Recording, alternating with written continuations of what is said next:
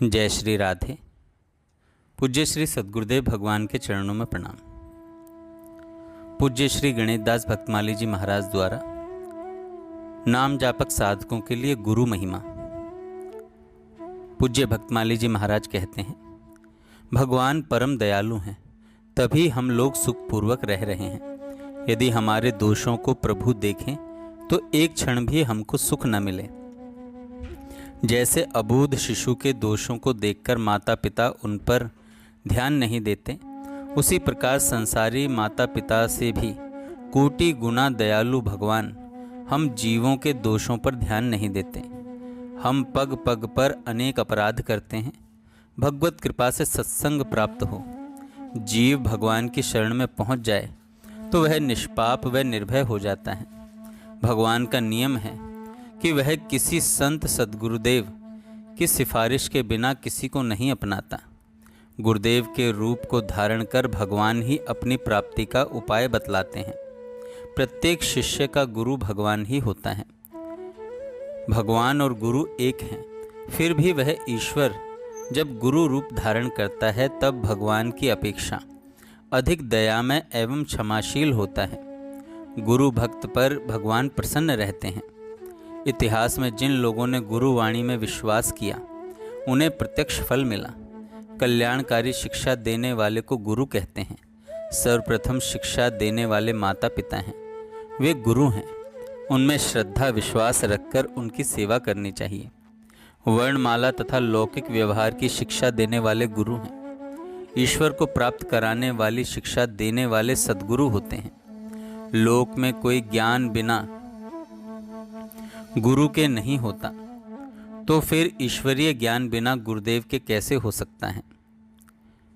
लोक में कोई ज्ञान बिना गुरु के नहीं होता, तो फिर ईश्वरीय ज्ञान बिना गुरुदेव के कैसे हो सकता है। गुरुवाणी में विश्वास से परम धाम गए गुरु वापस आए और गंगा में गुरु भाव होने से चरणों के नीचे कमल दल प्रकट हो गए। परोपकारी श्री नारद जी कपिल भगवान हैं। पै हरि कृष्णदास जी महाराज कलयुग में श्रेष्ठ सद्गुरुदेव हैं। गुरुदेव दया करते हैं तो संपूर्ण ज्ञान एवं संपूर्ण भक्ति की प्राप्ति क्षण भर में मनुष्य को हो जाती है। गुरु ब्रह्मा गुरु विष्णु, यह प्रसिद्ध है, सत्य भी है। जैसे पिताजी माता में वीर्य स्थापित करके पुत्र को जन्म देते हैं, वैसे ही गुरुदेव मंत्र और उपदेश देकर साधन करने योग्य शरीर को जन्म देते हैं। द्वितीय जन्म इसलिए कहते हैं, पुत्र बिंदु संतान है, शिष्य नाद वंश है। साधन देह का दाता होने से गुरु ब्रह्मा है। साधन देह की साधना का पालन रक्षण गुरुदेव अपनी कृपा शक्ति से करते हैं। अतः गुरुदेव विष्णु हैं। स्थूल भौतिक शरीर का जैसे नाश होता है, स्थूल भौतिक शरीर का जैसे नाश होता है,